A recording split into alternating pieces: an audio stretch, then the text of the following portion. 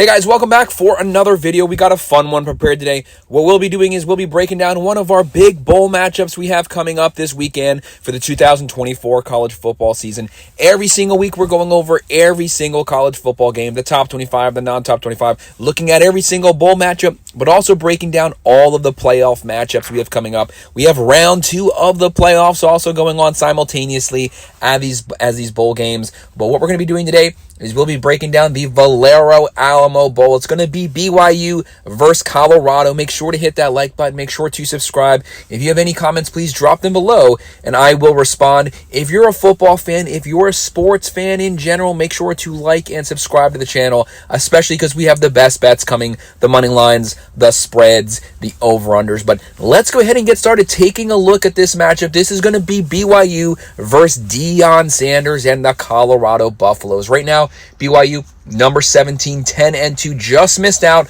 on making the Big 12 championship. They'll be playing number 23, Colorado, 9-3, who also just missed out on playing in the Big 12 championship. Props to BYU. They came out of nowhere this season, made it all the way into the top 10 for a pretty large portion of this season. And then you have Colorado. They had, 4 wins last season? They had 1 win prior to that. Deion Sanders has completely flipped this team using the transfer portal. Shedeur Sanders, Hester, Travis Hunter, Wester, multiple playmakers on this team that have been able to vertically spread the ball out, leading to a 9-3 season with the potential to get to a 10-win season. If there was a time to get 10 wins, this is it. Shedeur Sanders, Travis Hunter, this is their last season with the Buffaloes. You might as well finish with a double-digit year. Right now, Colorado's coming in here, 58.6% chance to win this game. They are 4-point favorites. The over-under is 54.5. This might be a pretty close game. When you're looking at BYU, this is a team that's living off of the turnovers. They generate a lot of turnovers from their defense, gives their offense the short field. They're able to turn that into points. Colorado's going to need to play a clean game here. But the big question is, Shedeur Sanders, very accurate, doesn't have a lot of turnovers. If he plays a clean, turnover-free football game, is BYU able to generate points the old-fashioned way? Going the length of the field, driving it down, running it, throwing it, using play action, driving down to the end zone, and punching it in for a score. Right now, they're going to be led by Retzlaff. He's closing in on 2,800 yards, 20 touchdowns, 10 picks. They're averaging 30.8 points per game. Pretty decent offense. Throwing for 241, running for 159.5. Decently balanced on the offensive side, averaging 400 yards of offense every single game. But it's that defense only giving up 20.1 points per game. They have a solid defense, and they're generating turnovers like I was saying. That's going to be easier said than done versus the Colorado's Buffaloes, who actually have one of the lower turnover rates of all of the college football teams this season. They're going to be led by Shedeur Sanders. The guy might be the number 1 pick. He's easily going to be a first-round pick, more than likely a top 5 pick to someone. Giants, Jets, someone like that. Could be the Raiders. Right now he's closing in on 4,000 yards, 35 touchdowns, 8 picks. Top 5 in college football for completion percentage. They're averaging 34.5 points per game.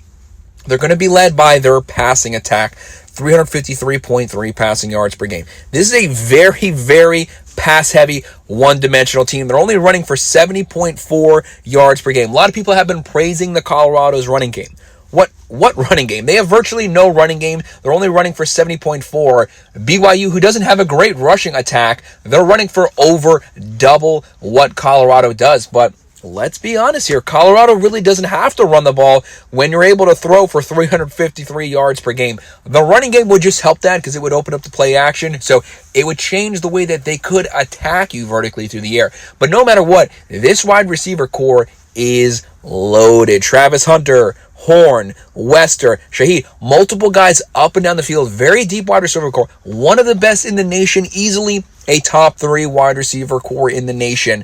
When you have those weapons, you probably don't have to run. It just is what it is. They're giving up 22 points a game. That's not great, but that is in no way bad. Much improved on the defensive side. One of the better defensive lines in the Big 12 conference right now. This is kind of an odd bowl game because it's 2 Big 12 teams facing off, but hey, they didn't get to play during the regular season. It's going to be a fun one to watch. Both teams give up a little yardage on the ground, but obviously this game could potentially turn into a shootout, especially when you're playing the Colorado offense. Looking at the playmakers here, BYU, they have Retzlaff, they have Martin at the running back position, they have Roberts. They have a decent crop of playmakers, but it's going to be the defense that's going to lead this team, and it's going to be them generating turnovers if they can consistently do that over 4 quarters. It's the opposite way for Colorado. Yes, they have a pretty stout defense, pretty stout defensive line, but they're actually going to be led by their offense, specifically the passing attack on the offensive side. Shedeur Sanders just shy of 4,000 yards.